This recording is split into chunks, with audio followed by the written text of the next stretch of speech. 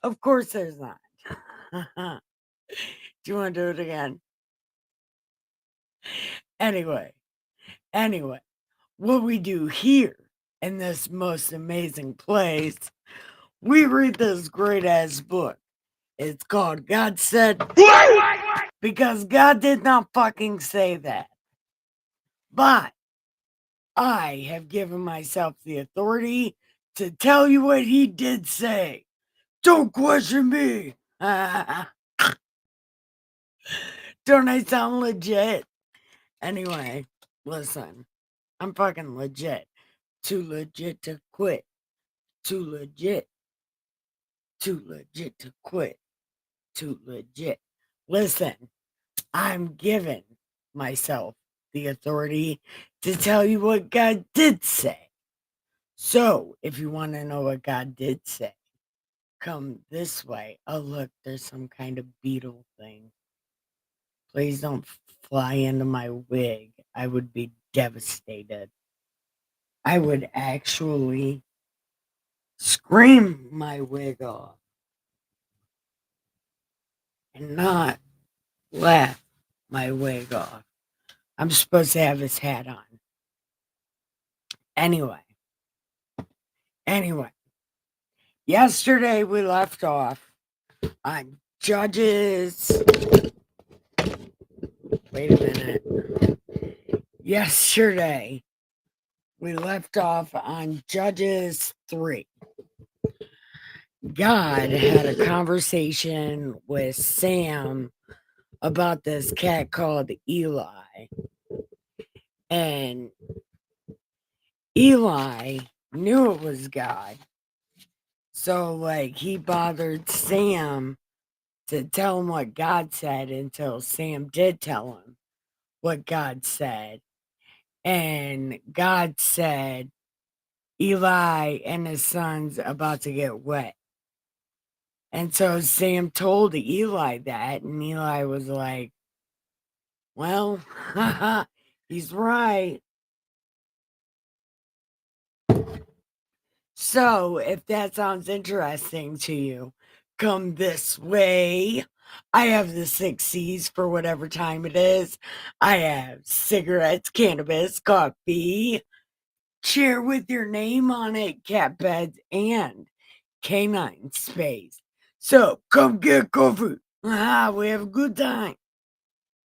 So, where is everybody coming in from and what are you drinking on? Let me know. I am your no, I am the saint of awesome, your super stone sage, Saint Nikki K the Great, and it is nice to meet you. Who are you? Where are you from? And what are you drinking? And hi everyone. Don't forget to hit like and subscribe.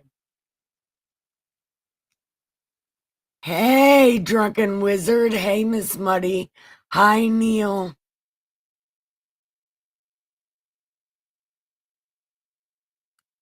Ricky said he might not be coming in today, this evening.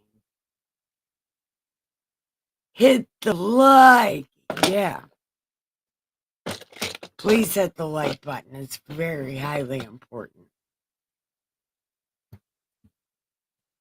And we are getting to the part of the Bible where you are going to learn why I hate these people. And I just can't get over myself right now. Well, actually, at any time when it comes to these terrible ass fucking people, that part is coming up. And it is very offensive. And you guys might find it as offensive as I did because it's like, fuck this shit.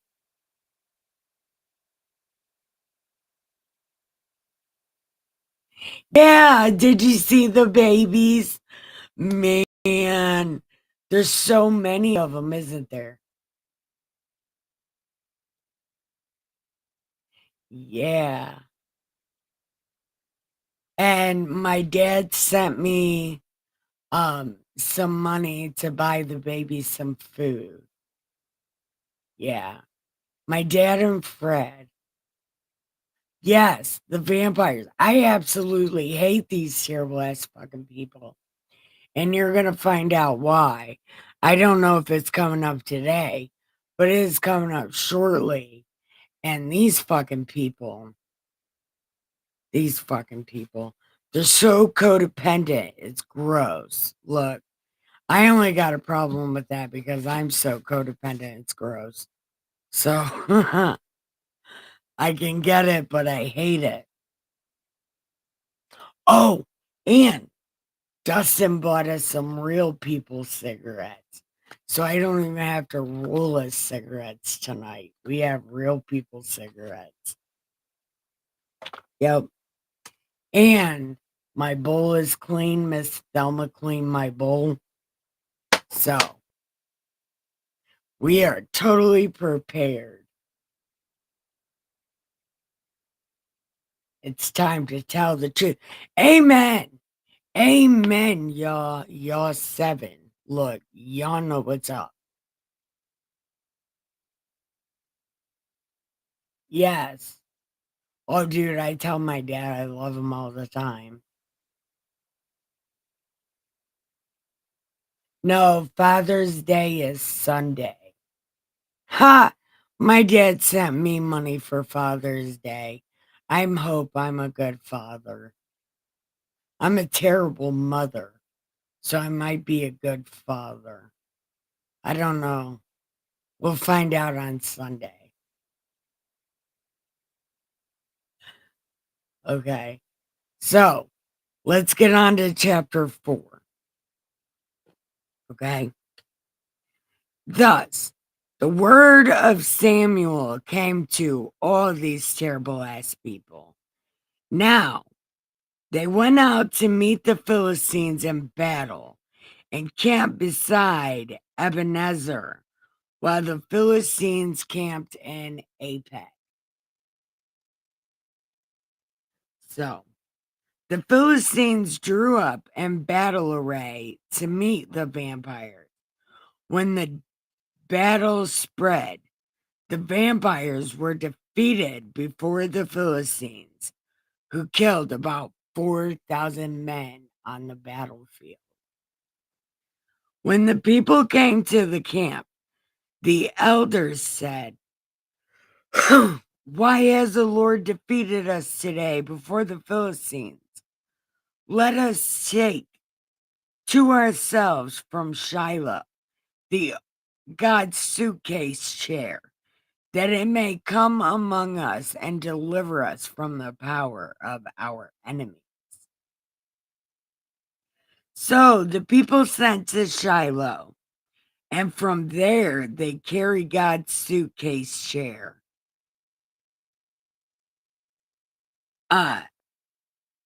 And the two sons of Eli were with God's suitcase chair.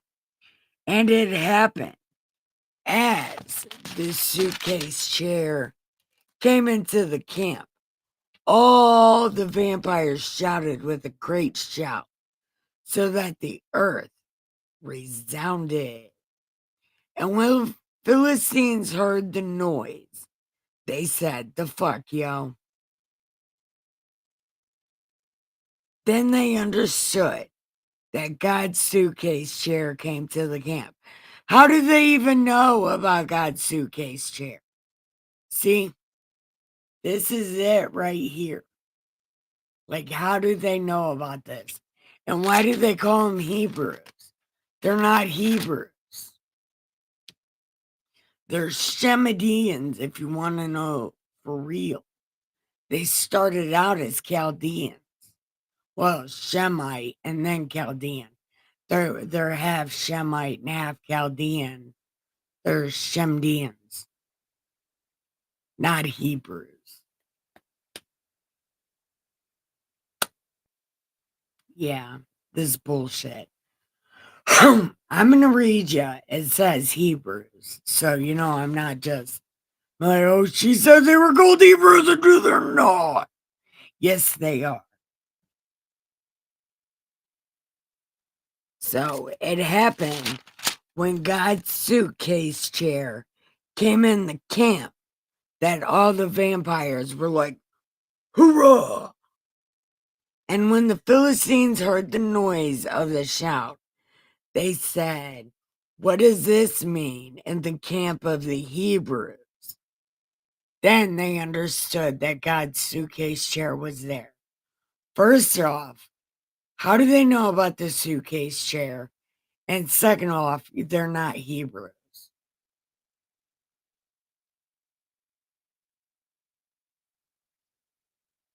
This is shit. Like, this shit's making me gassy. I'm going to start burping vile. I'm going to start burping stuff. This is making me gassy. I can't handle it. I'm about to pop like a fucking balloon. I need coffee.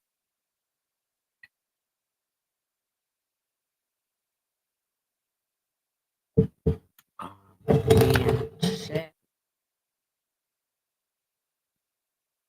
Hey, Ray.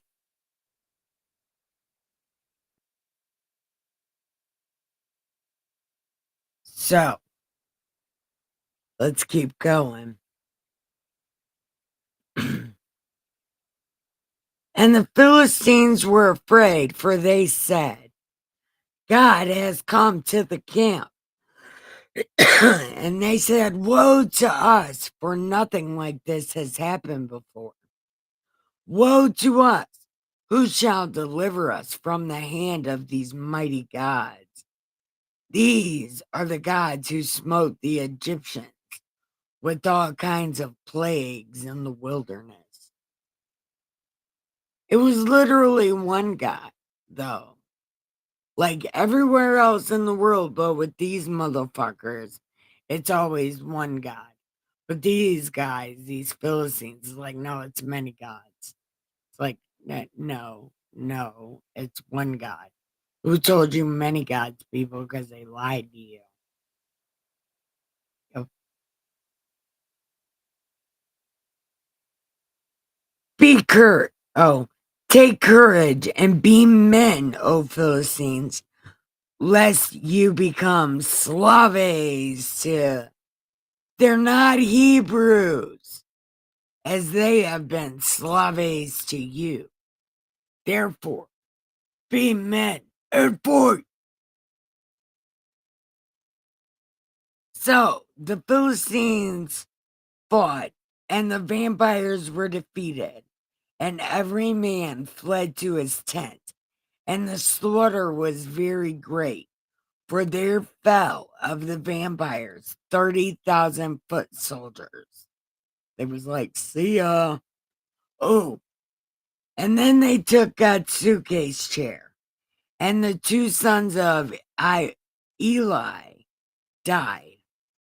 Now, a man of Ben ran the battle line and came to Shiloh the same day, naked and muddy.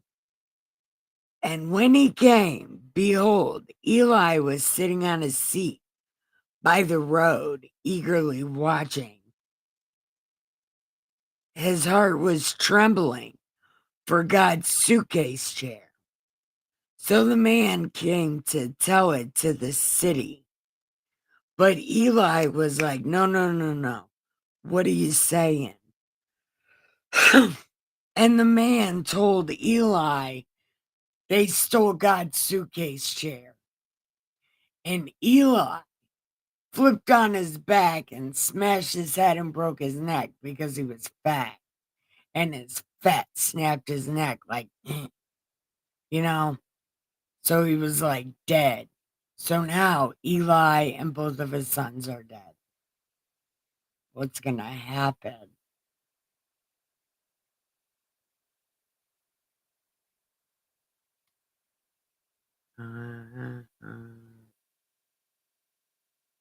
Hold on.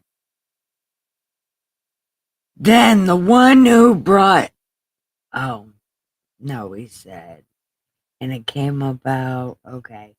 Now, his daughter-in-law, Phineas's wife, was pregnant and about to give birth. And when she heard that the ark was gone, the ark was gone, her husband was gone, her brother-in-law and her father-in-law was gone, along with God's suitcase chair. And she was giving birth. And she gives birth and like, what do you want to name this baby? And she's like, Uber depression, Ichabod.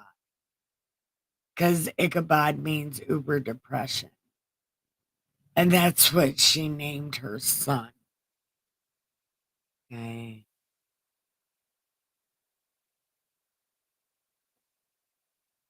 And yep. So that is the end of that chapter. We are going to be going on to chapter 5.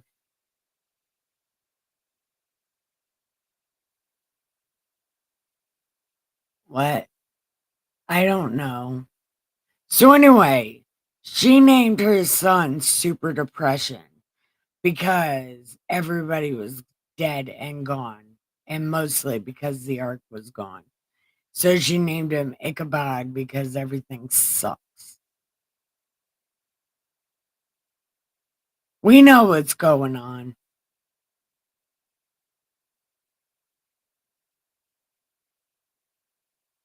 So, Drunken Wizard, what do you think about my hat? I found it finally. I don't have my witch's outfit on anymore, but I found my hat after I took my witch outfit off. Put on another dress. A better one, probably.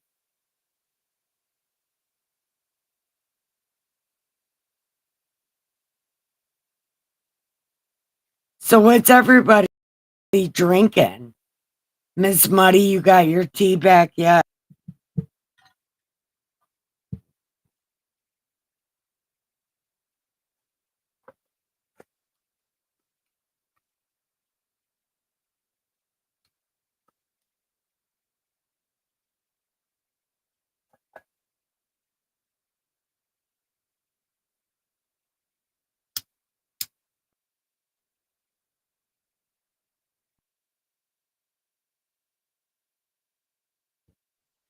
Yeah. I couldn't find my red lipstick. I was gonna put some red lipstick on and be all like a super sexy sage. Like, hey, big boy. But it didn't work out so well. Ah, thanks, Ray.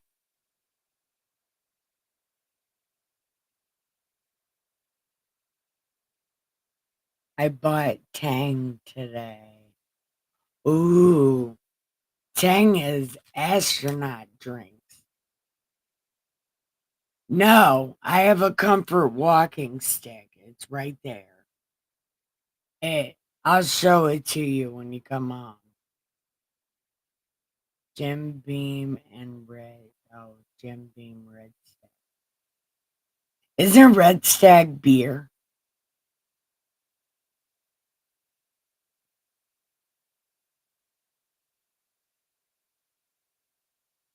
Or is it like vodka? Like the black and the red? Like, is Jim Beam like that?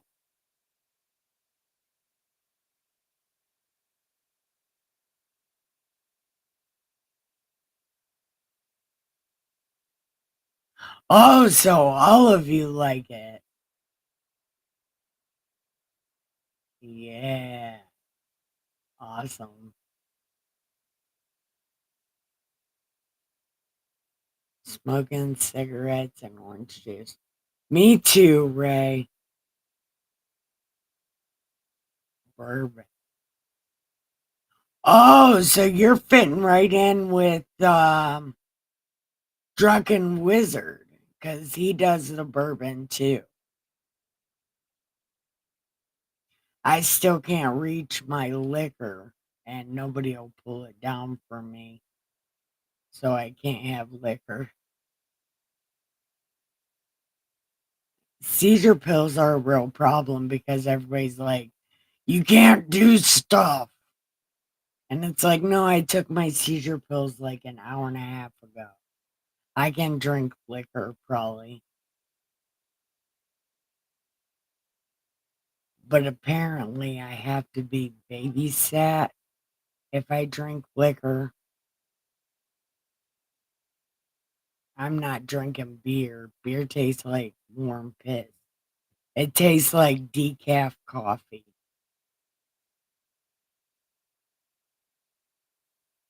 Blackberry brandy. I don't think I've ever had brandy, but I have brandy glasses. I drink water out of them. Oh, Ian J. Yeah. Ian J and Dr. Pepper, forget about it. That shit's fugazi. Did you know my son, his initials are EJ because I love Ian J so much?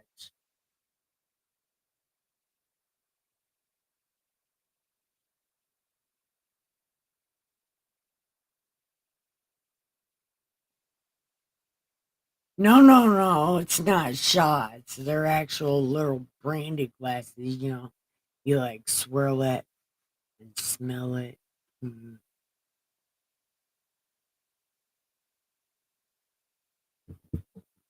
Oh, it's Neil taking shots. Yeah, you probably shouldn't take shots of bourbon unless you're trying to fight somebody.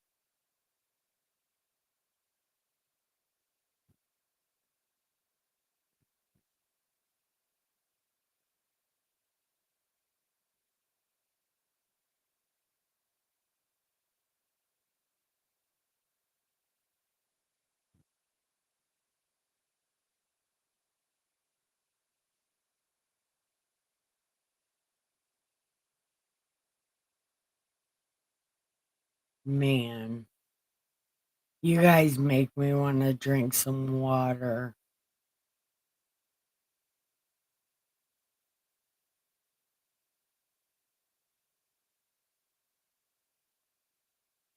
Wait, Miss Muddy, are you drinking E&J? Yeah. Get some Dr. Pepper. Yeah. Like, get a little bit of Dr. Pepper. Well, a lot of bit of Dr. Pepper and a little bit of ENJ. We'll get like a 2 liter of Dr. Pepper and drink some of it and then like dump most of it out. Well, not most of it, a lot of it, some of it, like half of it, and then dump your fifth of E&J in there and then just carry that around in a paper bag and drink it. Yeah, it's a good time. And then you can do that and go backyard wrestling. Don't ask her on a straight tequila night. How about a straight bourbon night? Don't ask her on a straight bourbon night. Haha. Yeah. Do you know what song I've listened to at least 7 times today? And it made me so happy. I did most of my dishes. When they die and they lay me to rest. Gonna go to the place that's the best. Man, I want to be drunk. I would do karaoke.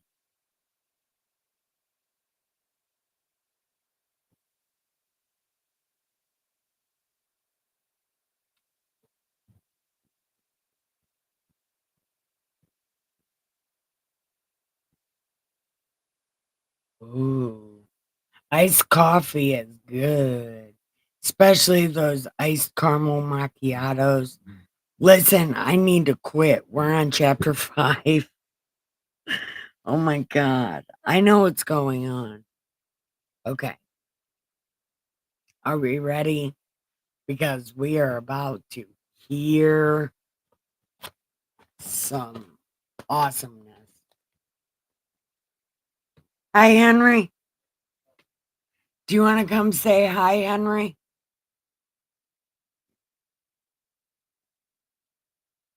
There. Hold on. Hi. Wait. Hello. They'll say hi to you in a minute. There's a delay. Okay. So, chapter 5.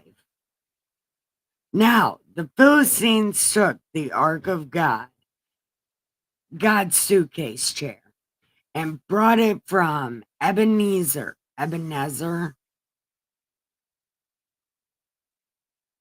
How is it called Ebenezer if there's not even an Ebenezer yet? And I got a theory about that guy. I think he's Asian. He acts very Asian, you know. I'm God. That's a China thing. That's an Asian thing. They believe shit like that.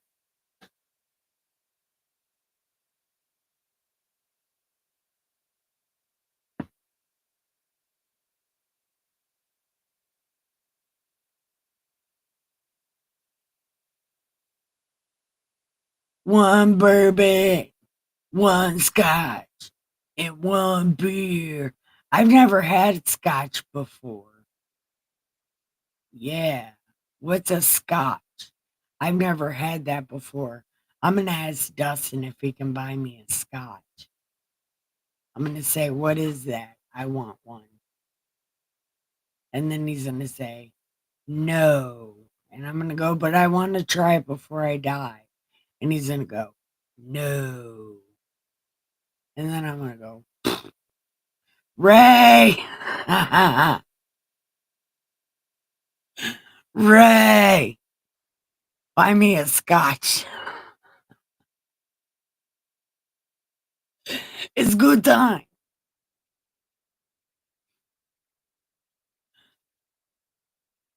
Okay, anyway. They took it from Ebenezer to Ashdod. Then the Philistines took God's suitcase chair and brought it to the house of Dagon and set it by Dagon. Scotch tastes like dirty socks. Yeah, like cheese, Swiss cheese, or Doritos.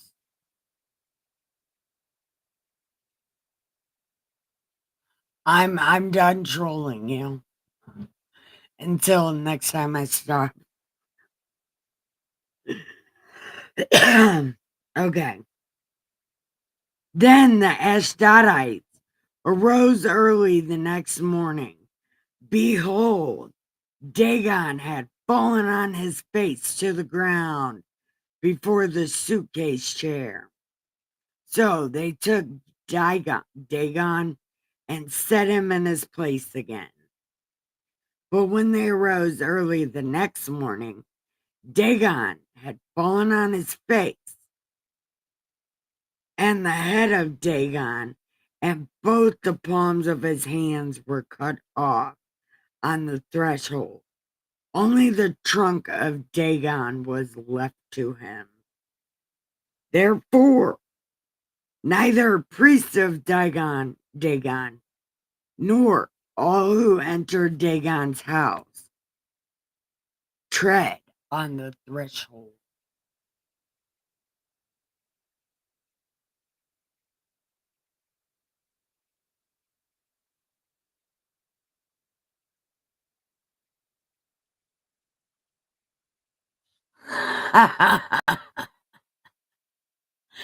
All right. We buy me a lottery ticket. Buy me a lottery ticket. I need dog food.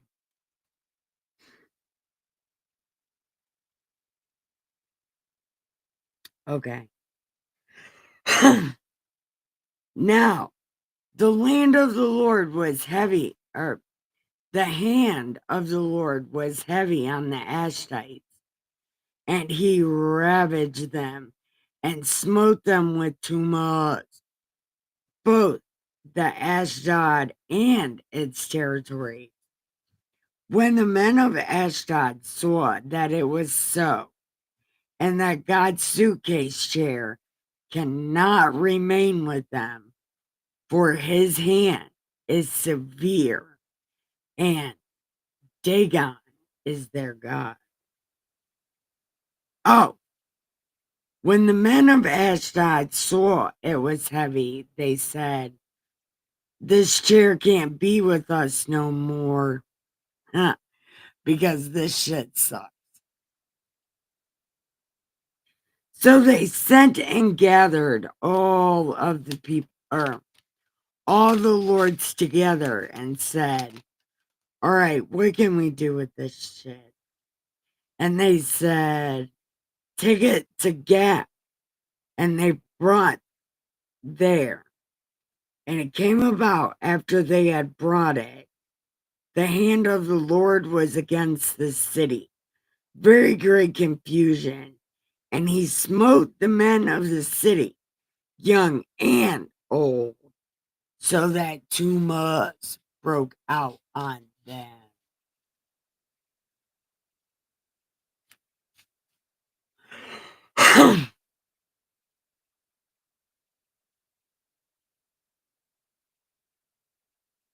So they sent the chair to Akron, and it happened as it came to Akron, they said, no, no, no, no, no, no, no. Take this the hell out of here. No. They sent and gathered all the lords together to find out what to do.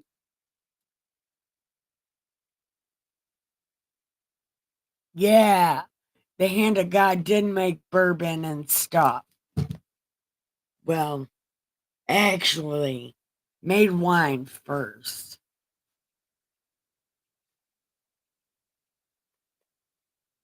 Okay. And they said, take the chair back. We don't want him to kill us. Take it back. And the men, oh yeah. So they got all the lords of the Philistines together and they were like, what do we do? And they were like, you take it the fuck back. You take that shit back. So,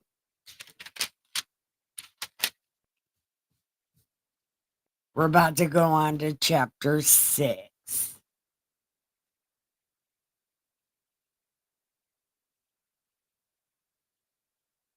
Have I ever had gin before?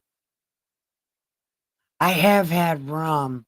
I have rum up there, but nobody will get it down for me. Man. And the rum that I have is made in the same town as my therapy. Yeah. Springfield, Ohio.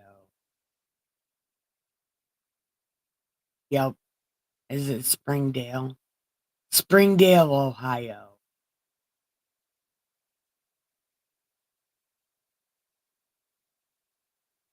I bet it does.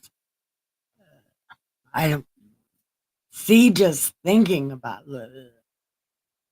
Okay. Yeah, what the first night you came in this chat, weren't you drinking wine? And the next night you was drinking beer. And then the other night you was drinking coffee. I remember, I think. I do stuff. Yeah. So,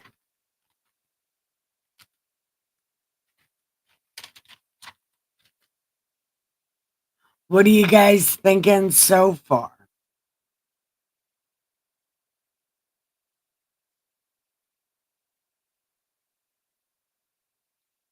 What do you guys like this book so far? I mean, we haven't exactly got into it yet, into the good part, but we are past most all the boring shit.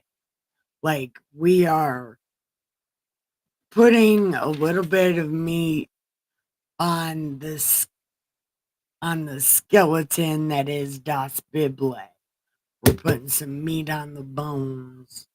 What are you guys thinking so far?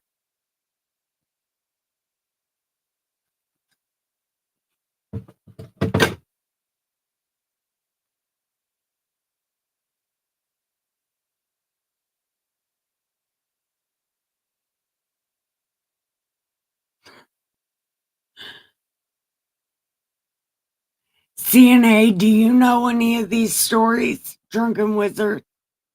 Do any guys know any of these stories?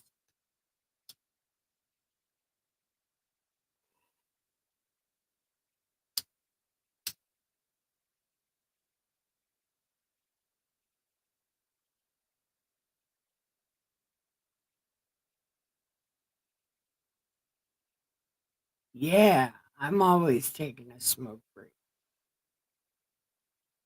People laugh.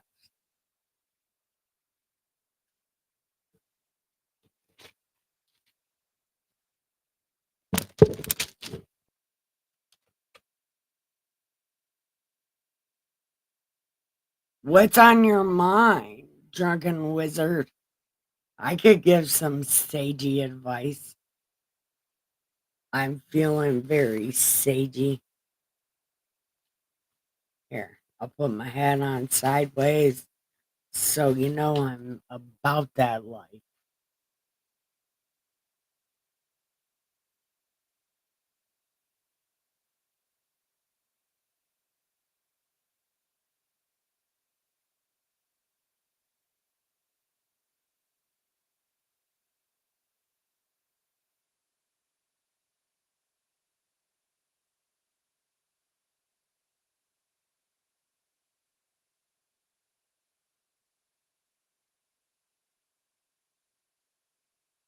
You know,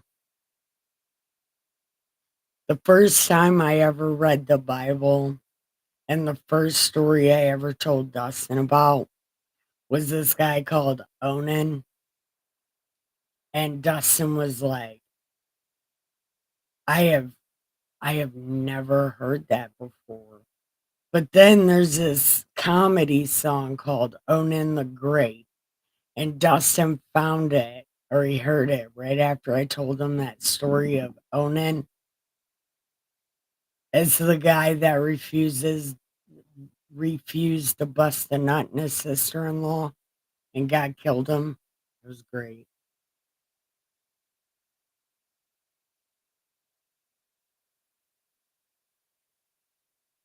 It was Judah's kids.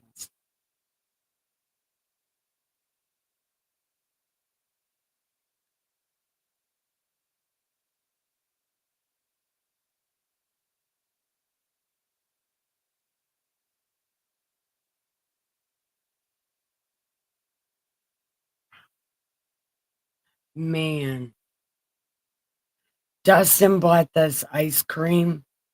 It's called caramelized vanilla pudding ice cream gelato shit. It is really good. I don't know why I said that, but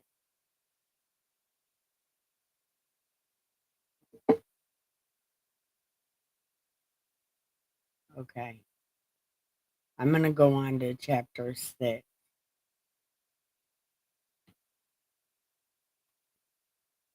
Okay. Now, the suitcase chair, the chair, had been in the country of the Philistines 7 months. And the Philistines called for their priests and the diviners, saying, "What shall we do with this damn chair? Tell us how we shall take it to its place."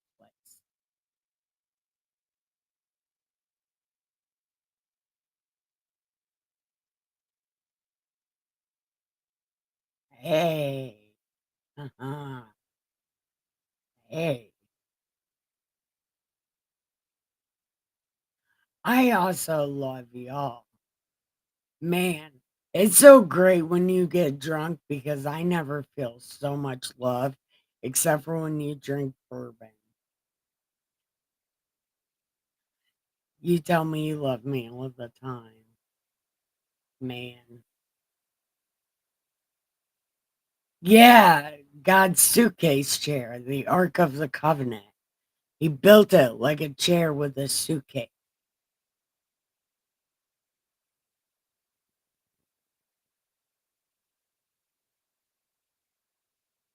All right, I'll keep reading, Neil. Okay.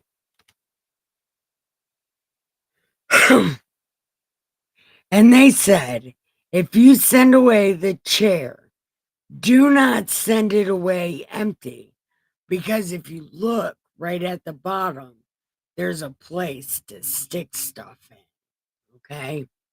And what you're going to stick in there is a guilt offering, and you shall be healed. And what? If you send away the suitcase chair, do not send it away empty. You shall surely return to him a guilt offering.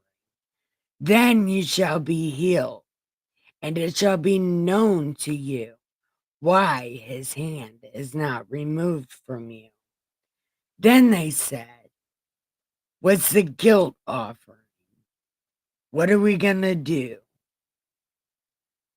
And they said, 5 golden tumors, 5 golden mice, according to the number of the lords of the Philistines. One For one plague was on all of you and your Lord. Yeah, the ark is God's suitcase chair. Just go with it, Ray. You missed Exodus, but just go with it. It's God's suitcase chair. It's got his journal in it. It's very specific, along with this candlestick. Very specific. It staves it off, although we don't know what it is. But the candlestick is so fucking important. But right now, we're talking about God's suitcase chair. And it's very specific. Very specific. It's got cherubim on it. It's like a chair. But then there's a hidey spot in it. And it's got his journal, which is Moses' law, the Mosaic law. You so you shall make likeness of your tumor, a likeness of your mice that ravage the land, and you shall Give glory to the God of the vampires.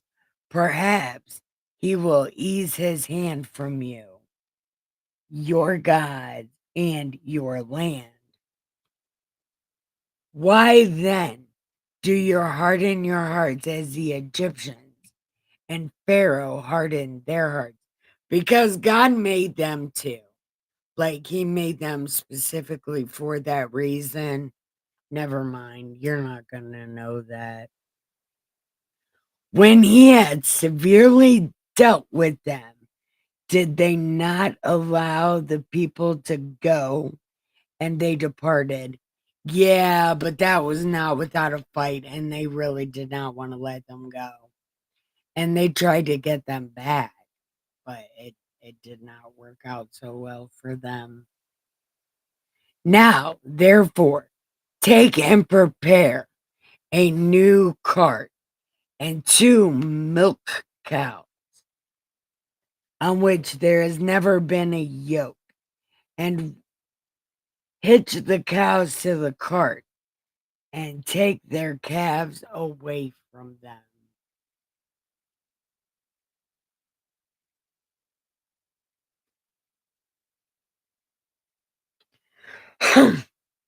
And take the chair and place it on the cart, and put the articles of gold which you return to him as a guilt offering in a box by its side.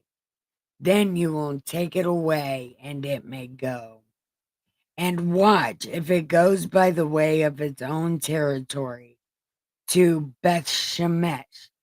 Then he has done great evil. But if not, then we shall know it was not his hand that struck us. It just happened by chance.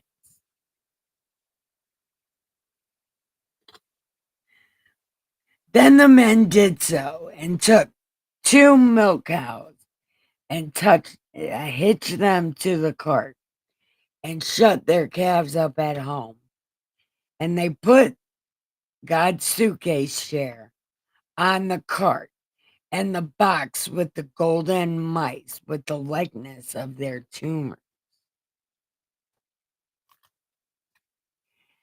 And the cows took the straight way to the direction of Bethshemesh, and they went along the highway, lowing as they went, and did not turn right nor left.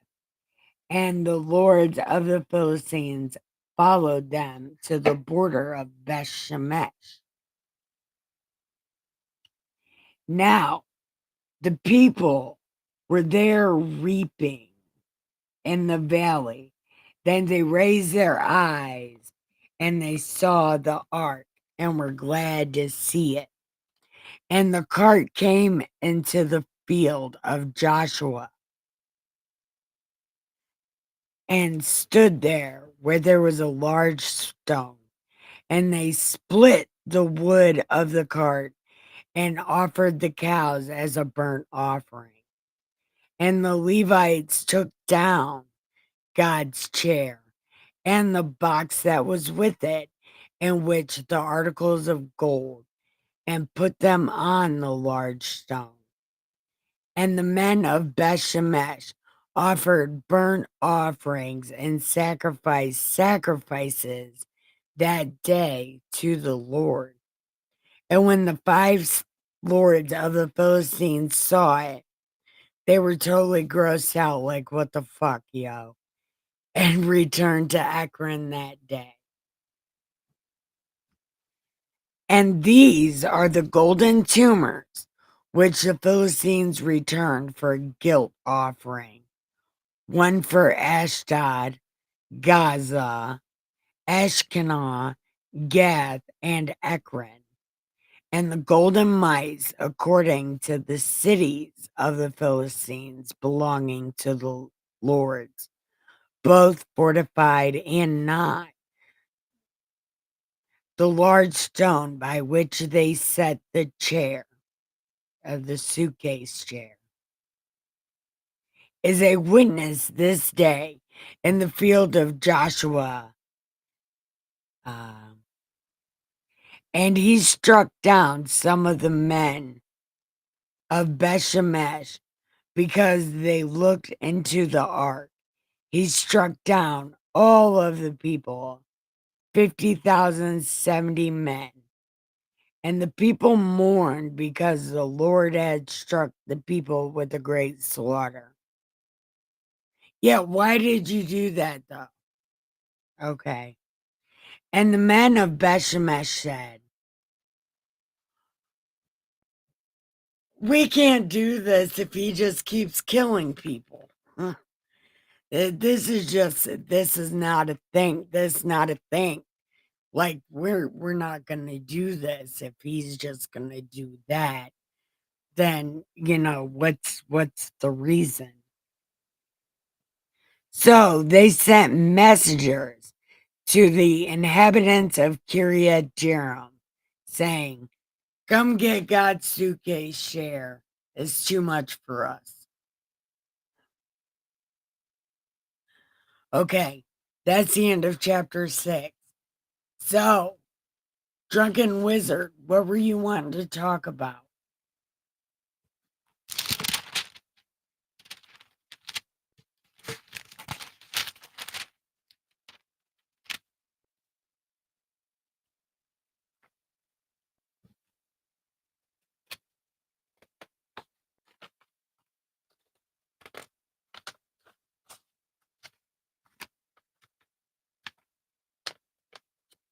Oh, I'm glad.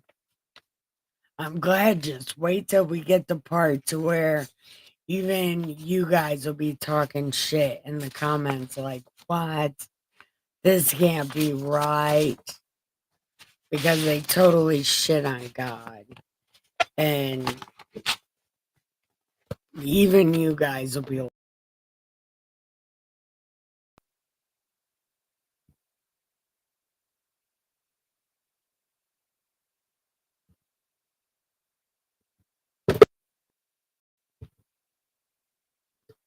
hey, I overthink all the time. So what's on your overthinker? And I'll tell you what's on my overthinker.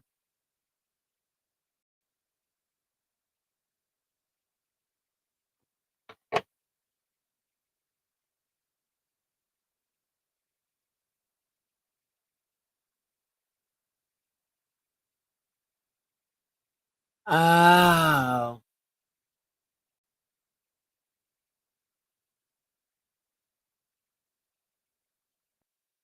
yeah. I bet that's exactly what it is, Muddy.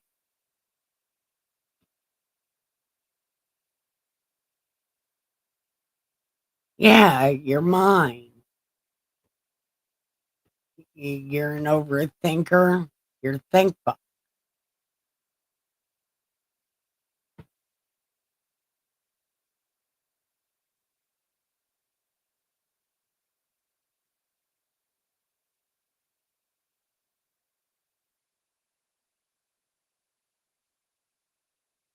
I'm always overthinking about these live streams. I always feel like maybe I shouldn't do them. Maybe you guys will get bored with it and I don't know what else to do. Huh. I worry about that. That's what I overthink about.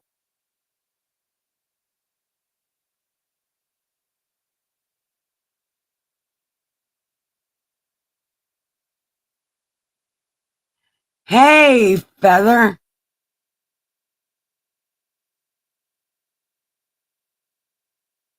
Yeah, they're the only ones allowed to even be around the art. They're not allowed to look inside of it either, although they do know what's inside of it. And these Beshemesh dudes, they looked inside the ark, maybe wanting to see if there was other gold inside of it or something. Something like that.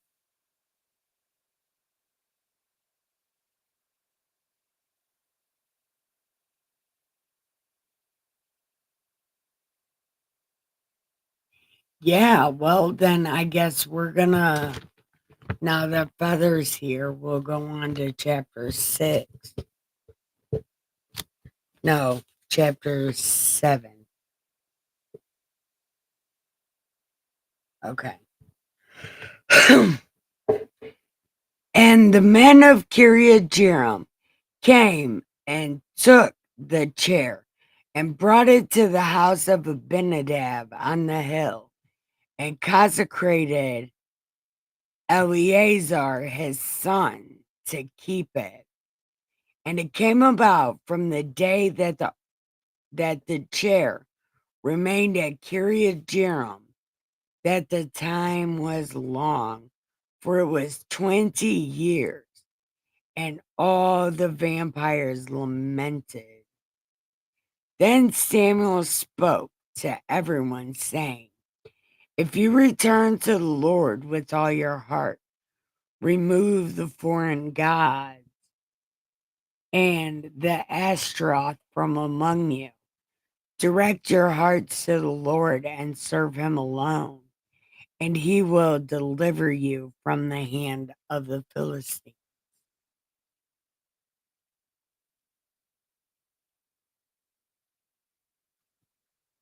So the vampires removed the Baals, the Ashtaroths, and they served the Lord alone.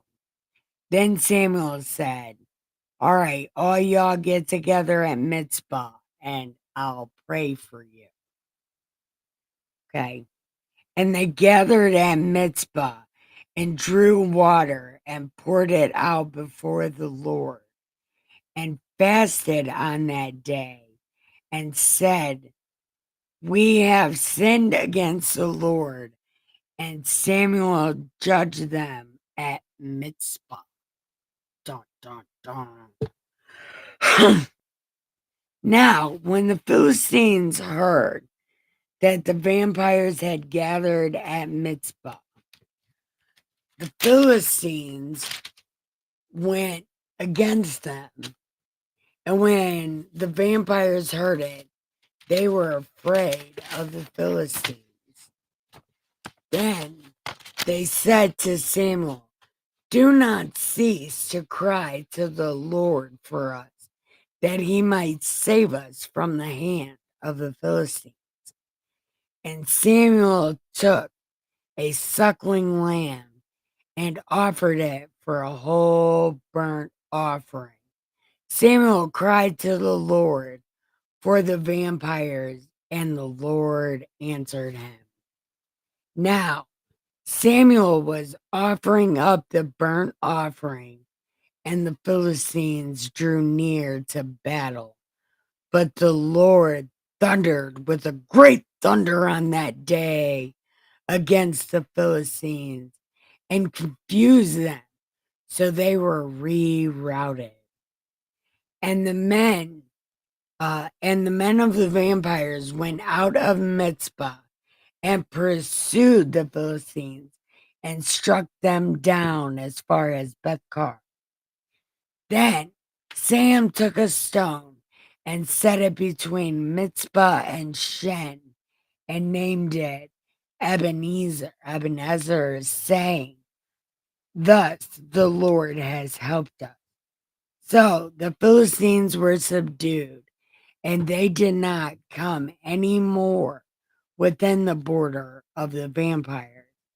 And the hand of the Lord was against the Philistines all the days of Samuel. And the cities which the Philistines had taken were restored from Ekron to Gath, and the vampires delivered their territory from the hand of the Philistines. So there was peace between the vampires and the Amorites. Now, Samuel judged Israel all the days of his life. Israel's not a place yet. And he used to go manually on a circuit to Bethel and Gilgal, Mitzvah, and he judged the vampires in all these places. Then his return was to Rama, for his house was there, and there he judged the vampires, and he built there an altar to the Lord. Why did God create evil? Because you wouldn't know what was good. And he created evil to test the people down here in Angel Boot Camp.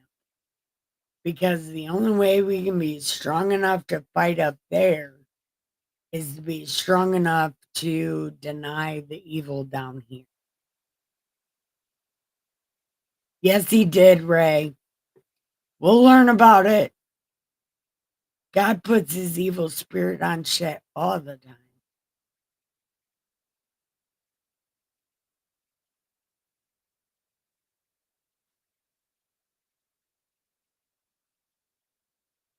God created evil so you would know what good was.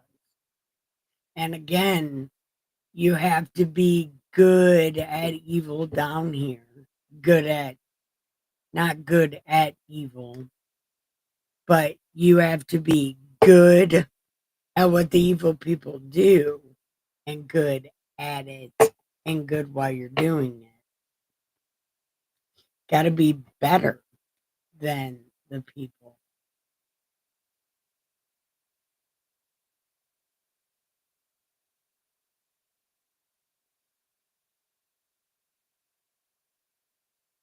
No, God has evil. He puts his evil spirit on things all the time. I We'll find out. We'll find out. We're not exactly there yet. But we just heard the other day. Remember, God put the spirit of some kind of negative spirit on that one guy so he could test the other guy.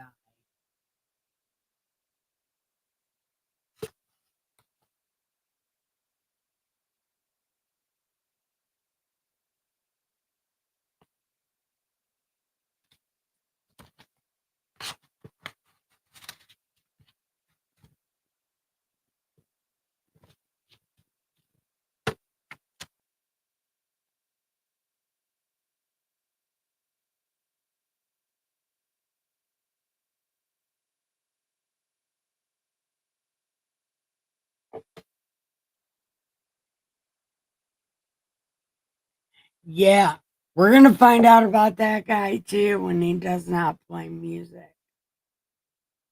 No, God talks to him personally and more than just Job. He talks to him. It is the spirit of confusion. Anyway, we'll find out about that. We're not there yet, but it's the story of Ahab and Jehoshaphat. It's when Ahab tries to kill or get Jehoshaphat killed so he can escape it. It doesn't ever work out though.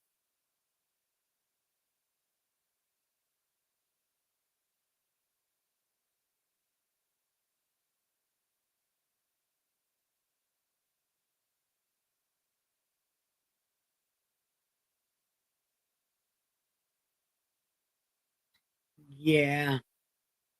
The story of Saul is going to be great, but the story of Saul gets better when David comes. Man, I cannot wait to get to the story of David.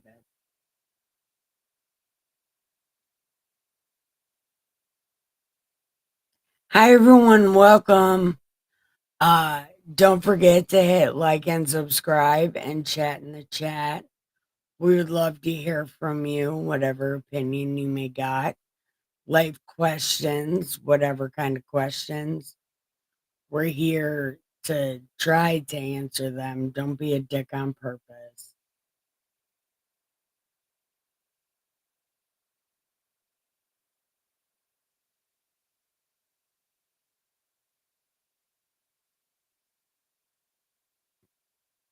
So, what's on your guys' mind?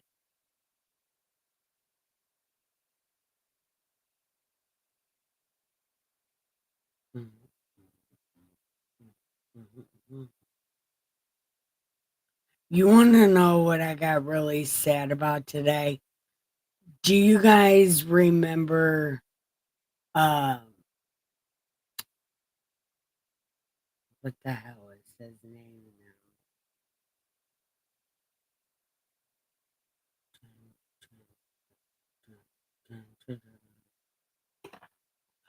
What the fuck is his name?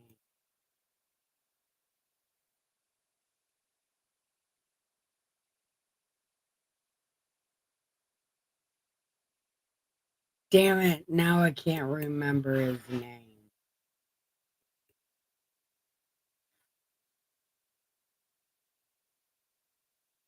Henry? Oh, okay. Scared the shit out of me. You did scare me.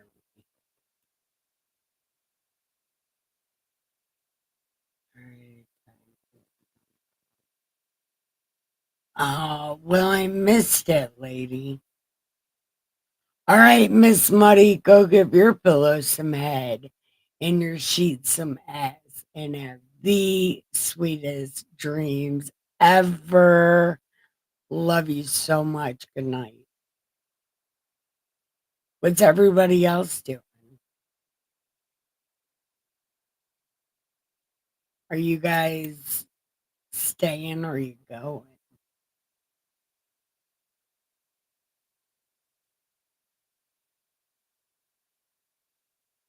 I love you too, you drunken wizard. What are you thinking? I'm supposed to be a spiritual advisor, but I'm not doing very much advising, spiritually or otherwise. Ooh, wait, I do got some advice. There's these things. They're called honey butter lays, honey butter. But these things are fucking light. They're better than kettle corn. And they taste just like a stick of butter. Oh, they're fucking amazing.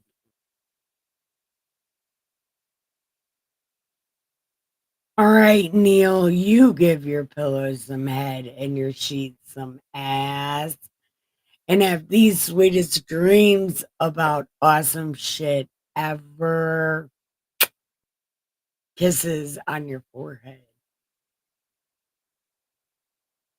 Yeah, but I'm not a very good advisor if I'm not advising stuff. Well, I just advised you to try these honey butter Lay's potato chips because they're light.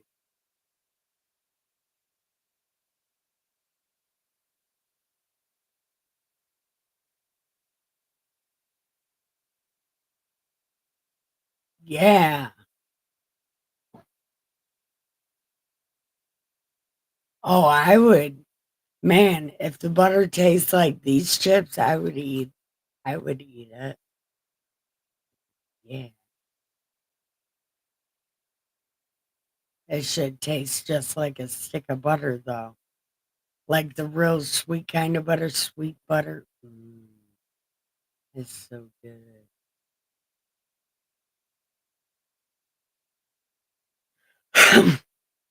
My grandma used to make this honey butter stuff and put it on toast. Wouldn't mix very good though. It looked real suspect, but it was pretty decent.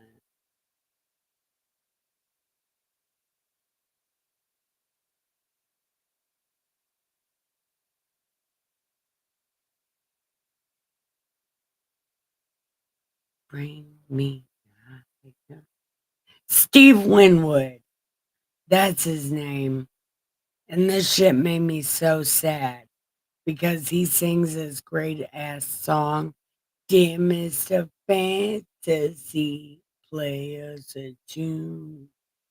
But then he also sings that, bring me a higher. Ooh. It's like, no, stick to metal, stick to rock and roll. But then he's going to start singing some poppy shit. This happened back in the 70s and the 80s. But for some reason, I just found out about it today. It was really sad.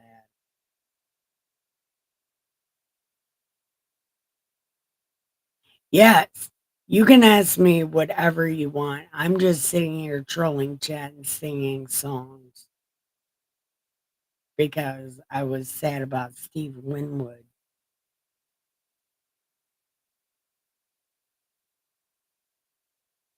I can answer some questions. Who am I? I am the saint of awesome. You're super stone sage, Nikki K the Great. What do I do? I read the Bible like nobody ever wants the Bible read to them ever. We have a good time. Yeah. When do I do it? Every night at 9:45, 10 o'clock. Why do I do it? Because the book is hilarious, it's funny, it's intriguing, it's aggravating, it's hilarious, and there's a couple love stories. Who, what, when. Why do I do it? Because all of my life, the Bible was really scary, and everybody made the Bible scary. Turns out the Bible is not scary. It's funny. And how do I do it? I use Restream.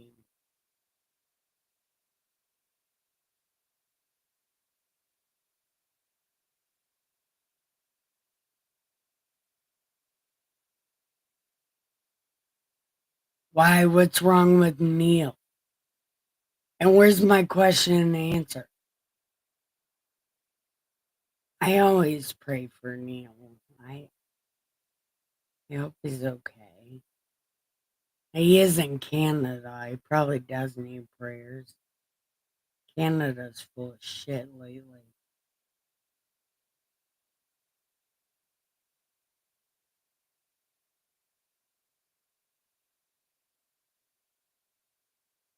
Damn. Okay. I just, man, is Neil okay?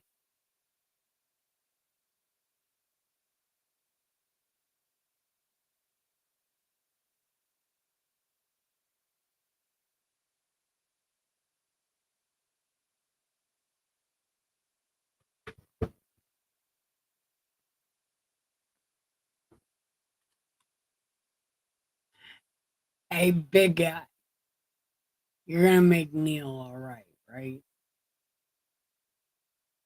I mean, he's in Canada. He does need your help. Thank you. We got it.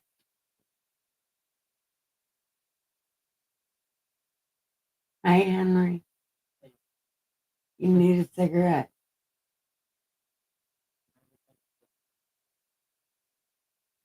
Here, I got a cigarette.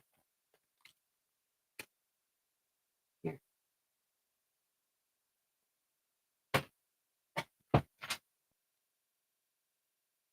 you get it?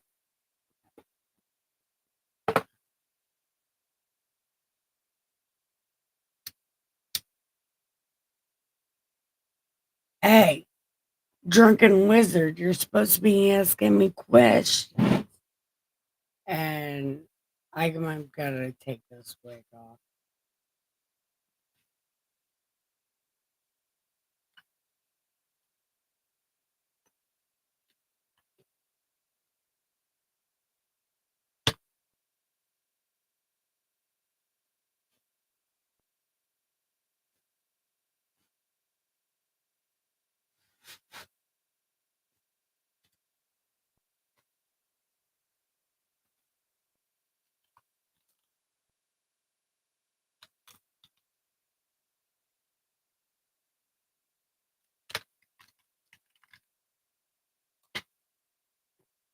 Oh, where'd everybody go?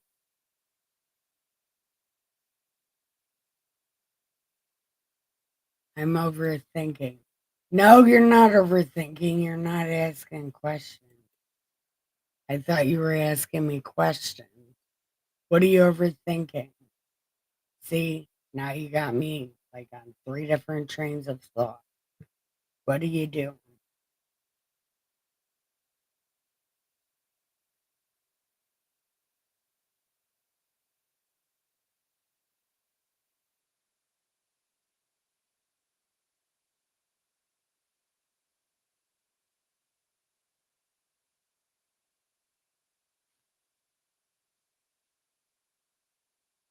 I'm still standing better than I ever been. I'm still standing.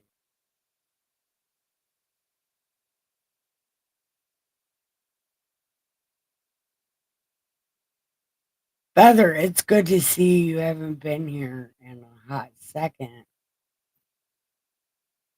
I noticed you were gone.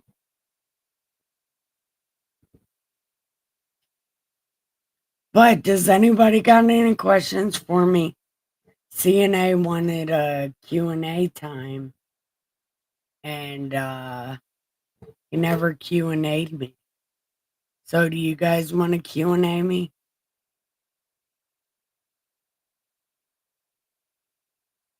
You asked me that before, and I told you. Doesn't seem like God knows what's happening ever until it happens. We've read the story of Adam and Eve, and God had no idea what they were doing. And he had no idea that his snake is the one that did it. Yep.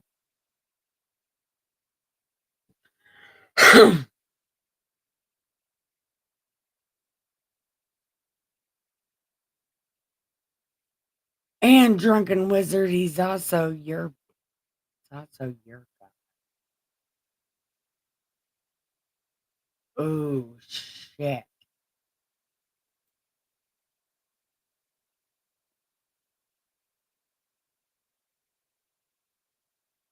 Which makes God what the a science teacher working on his science project. He doesn't know what's going to happen. He's just letting it play out and only interfering if he has to. Because he would rather sit over there and play his video games and smoke his blunt and just let his science project do what science projects do.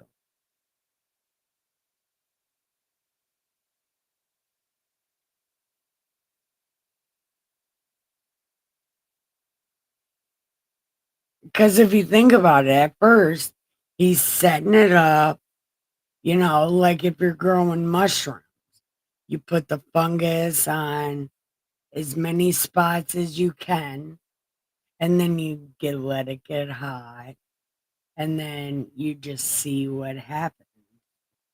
See how many mushrooms you can grow out of, what you have.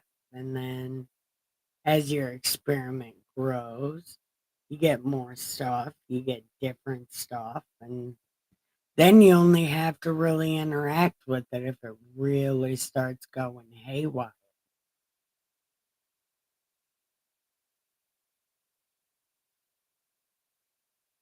I'm saying God's a science teacher.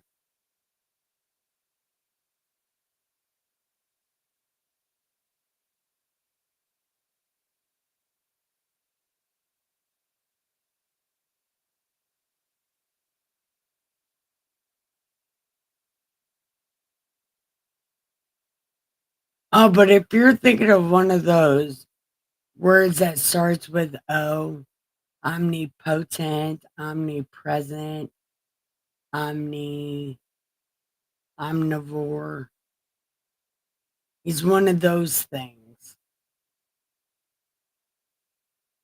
He might be an omnivore. Yep.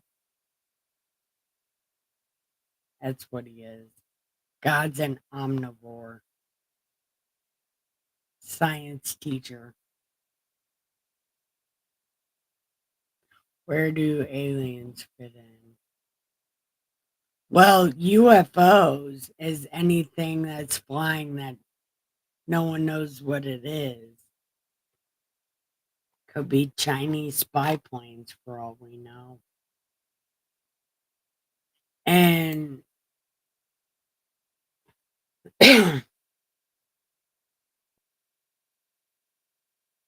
I think aliens are extinct.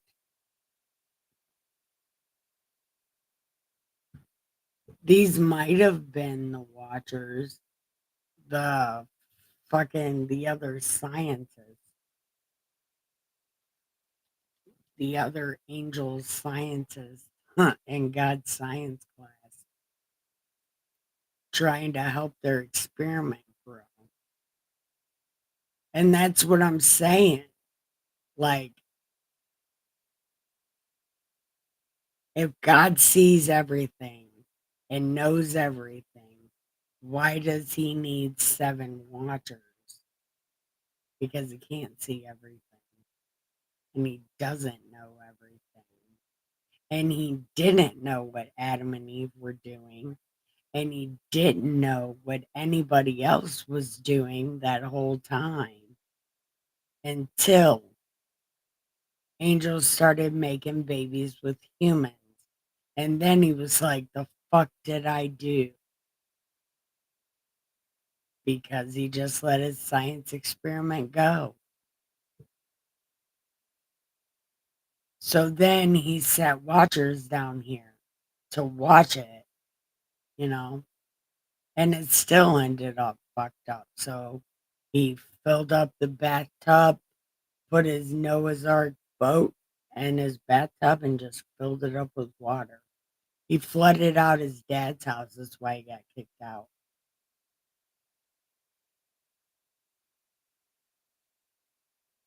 He got kicked out of Ancient God's house.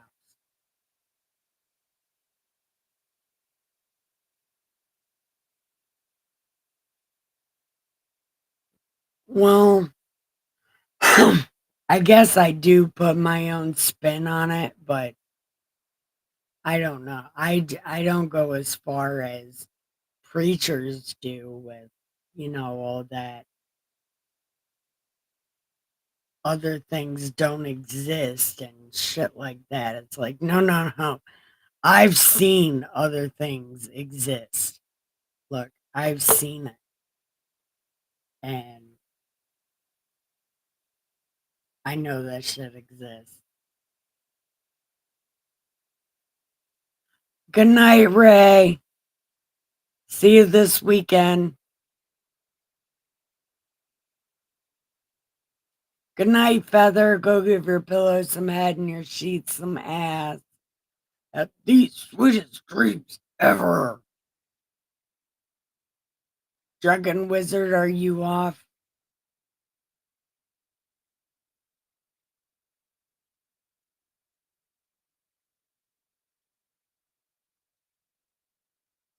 Oh, Ray's gonna keep coming back. He'll be here this weekend at my house. I think I got my wedding ring on the wrong finger.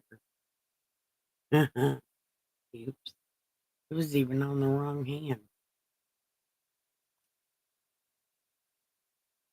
Have you noticed that, CNA? You wear your wedding ring on your left hand, which is also the hand that people used to wipe their ass with back in the day. So you wipe your ass on your wedding ring.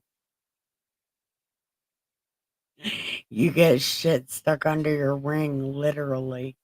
Could you imagine that? Oh my god. I'd die. Like, I bet everybody had pink eye back in the day.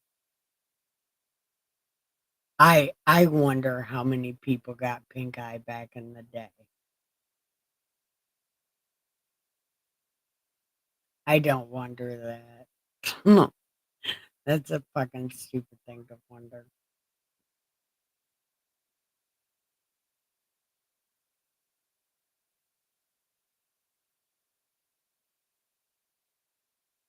Drunken Wizard, are you staying up or are you going to bed too?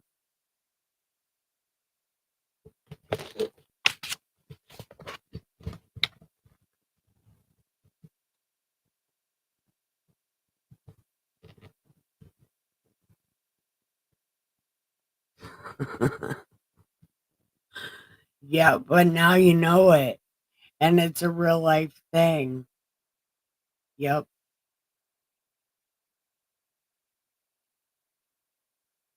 And also, being funny can save your life.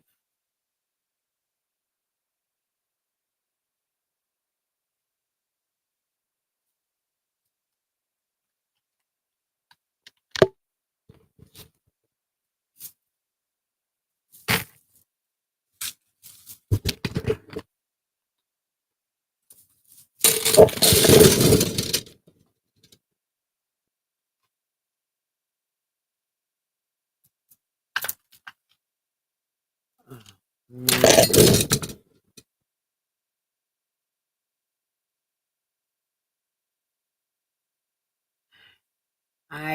I do gotta go lay down.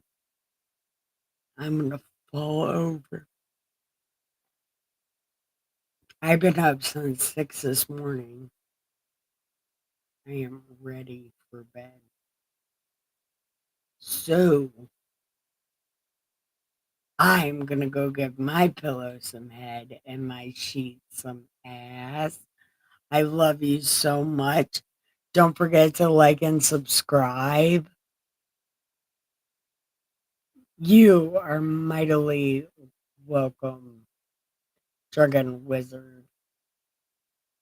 And I love you and all of your wifeys. Even the one that thinks I'm a witch, I think she's the best because it's probably true. In some kind of weird way, it's probably true. I am related to a lot of high priests and priestesses and whatnot. So it's probably true. I am a witch. But I'm not an evil one. I'm a good one. Uh, I'm mostly just fucking around, but I do love you guys. Even the one that thinks I'm a witch, I do love her the most. I will talk to you guys later. I love you.